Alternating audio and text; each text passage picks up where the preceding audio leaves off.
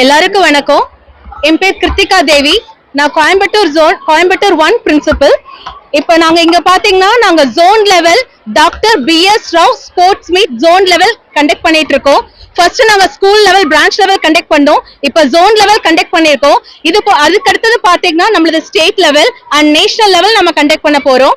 And குழந்தைங்க பாத்தீங்கன்னா academics மட்டும் இல்ல, நாங்க ஸ்போர்ட்ஸ்லயும் நல்லா அச்சீவ் பண்ணிட்டு இருக்கோம். குழந்தைங்க அருமையா விளையாண்டு இருக்காங்க. So we are conducting this zone level sports meet today. And இதுல பாத்தீங்கன்னா Coimbatore zone, Tiruppur zone and Pollachi branches participate பண்ணிருக்காங்க.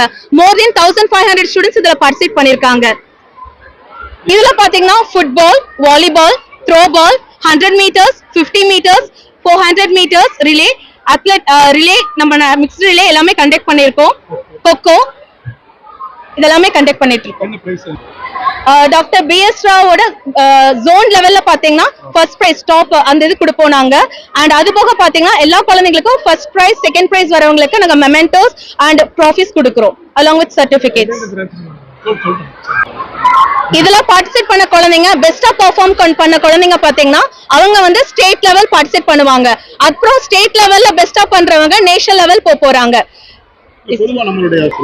சோ இப்ப இருக்க காலகட்டத்தில் பாத்தீங்கன்னா sports is very important for each and every individual.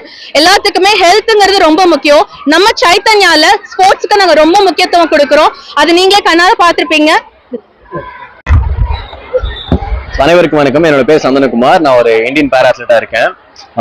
நான் நம்ம கோயம்புத்தூர்ல நம்ம சைத்தன்யா ஸ்போர்ட்ஸ் இன்ஸ்டிடியூஷன் ஒரு ஸ்போர்ட்ஸ் காம்படிஷன் நடத்துறாங்க.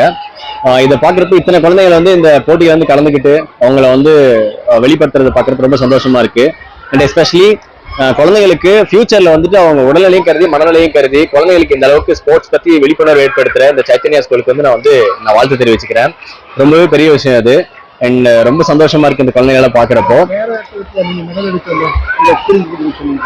அண்ட் நான் பாத்தீங்கன்னா நம்ம இந்தியா 2 தடவை ரெப்ரசென்ட் பண்ணியிருக்கேன்.